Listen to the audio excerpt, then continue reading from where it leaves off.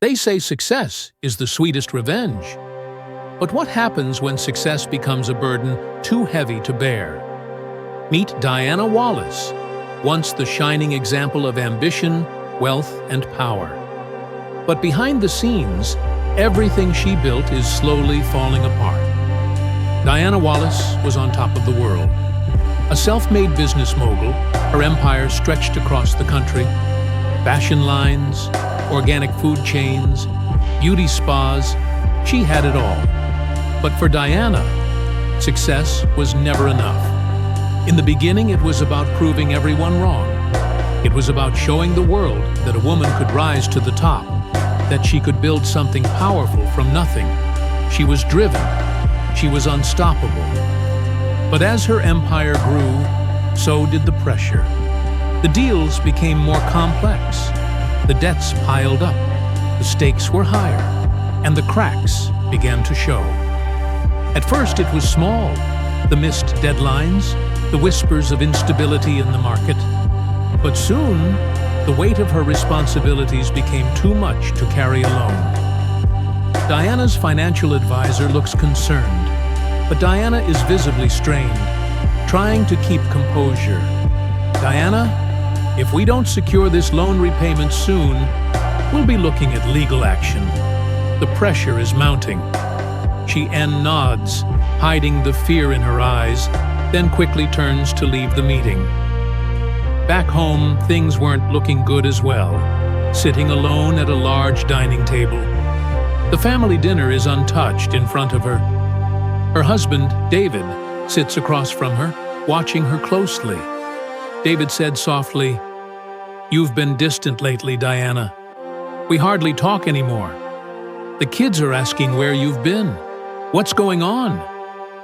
Diana doesn't look up. She takes a sip from her wine glass. Diana, without emotion, replied, "I'm just busy. You wouldn't understand." The pressure began to spill over into her personal life. Her marriage was faltering, her relationship with her children growing distant. But the real escape was in the bottom of a glass. What started as a glass of wine to relax became a daily habit. The more she drank, the more she shut everyone out. The business was crashing. Her marriage was failing, and all she could do was mask it with alcohol. But no amount of drinking could mask the loneliness that had crept in.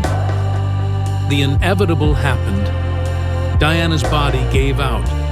Years of stress, poor health choices, and alcohol abuse had caught up with her. She was rushed to the hospital, and the diagnosis was clear. Her body was shutting down. Diana's recovery was long. 11 months in the hospital, months spent grappling with the consequences of a life lived in pursuit of power and wealth. And during those long months, something shifted inside her. You see, for 11 months, the worry had shifted from business to her life. The challenges of the business didn't just go away or vanished. It was still there. But Diana didn't care anymore. Something more important and urgent had taken over, something that matters more. Her life, her health. Without it, there won't be any business to worry about. Many people go through life worrying about bills, their children's finances, as if those are most important part of their life.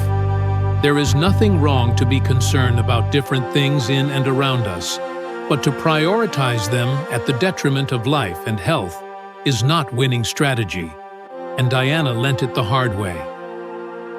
From her hospital bed with her husband sitting in the hospital room, Diana called her husband David. "I'm here, Diana. I've always been here. I just need you to let me in. Let us in." Diana tears up, finally letting the weight of everything fall upon her. "I've spent so many years chasing what I thought was most important. Business, money, and success, as if I own my life. But now I see that to be alive and healthy is the greatest win of all I've been chasing.